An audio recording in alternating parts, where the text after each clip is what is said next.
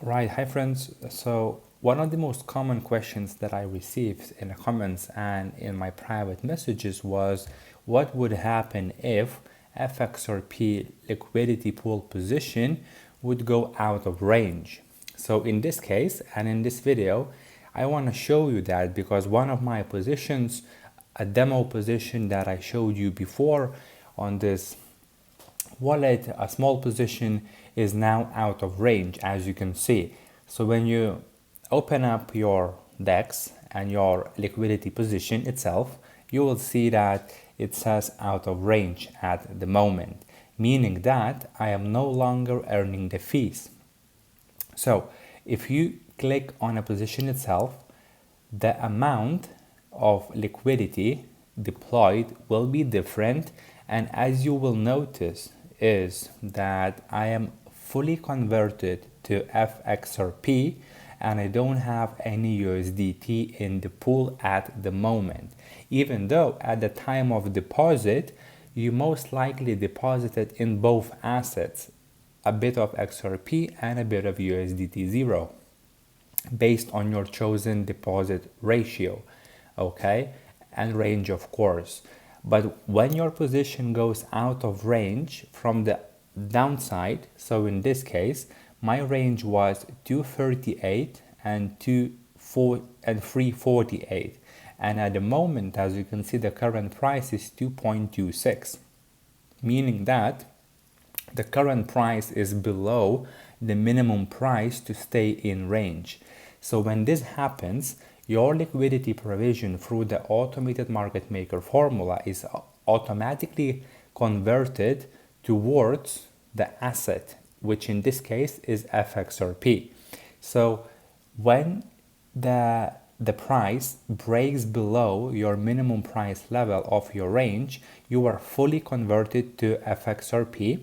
And if XRP would go up in price to, let's say, 349 and would break above the maximum price of my range, then I would be converted fully to USDT 0, because this is how the automated market maker works. This is basically the decentralized finance formula.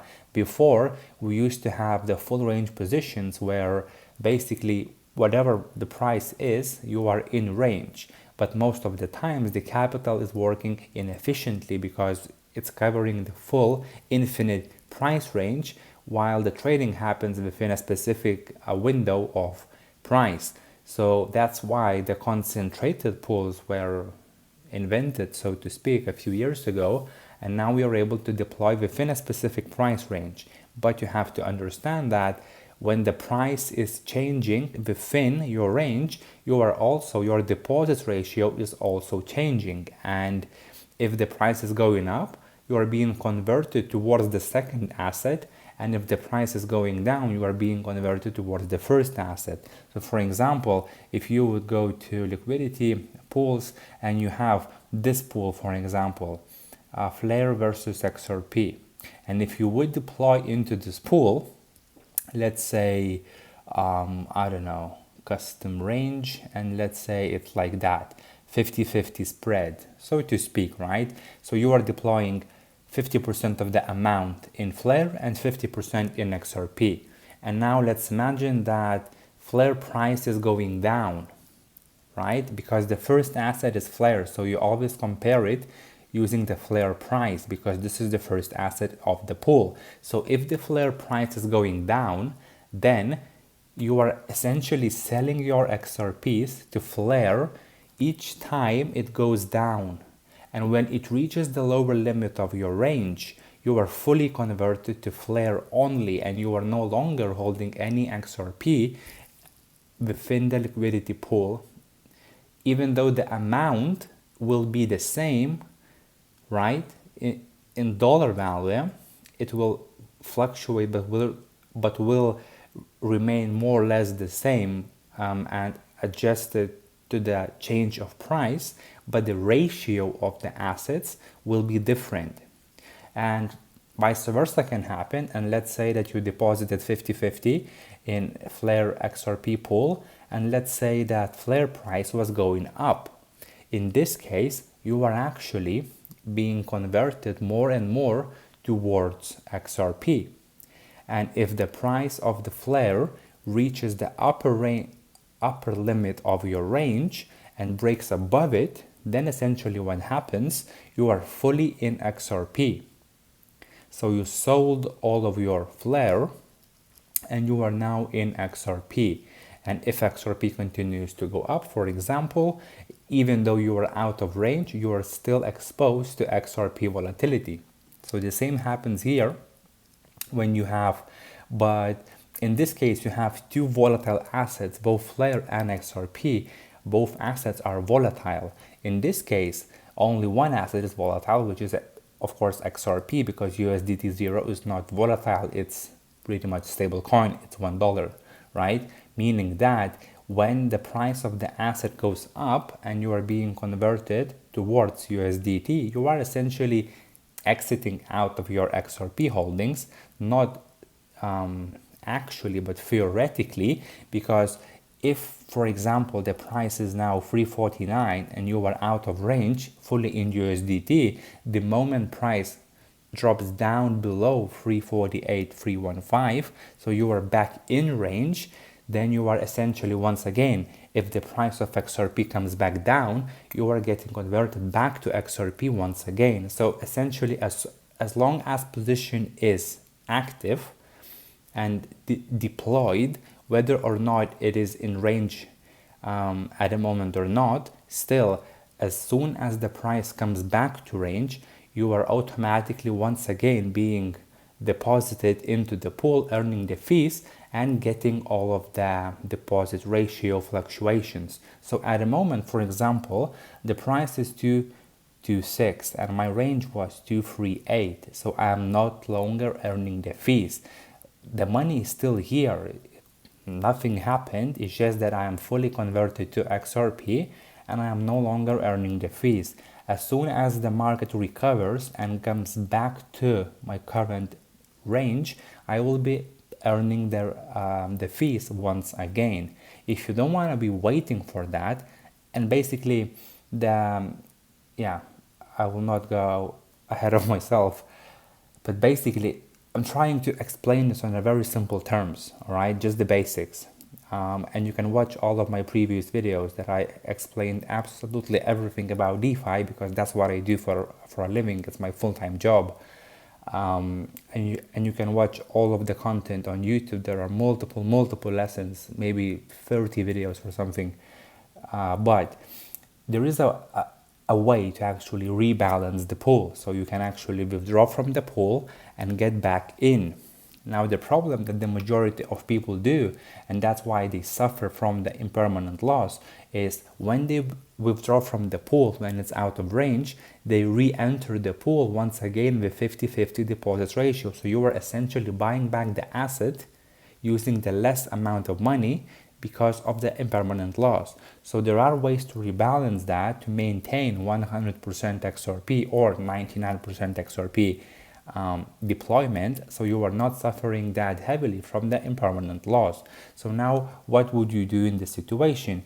If you don't want to be waiting for the price to go back to range and start earning the fees, and you want to be earning the fees immediately, so to speak, maybe the price is too low at the moment and you don't expect it to recover soon, there is no point in just waiting. You can basically rebalance the pool and continuously earn the fees.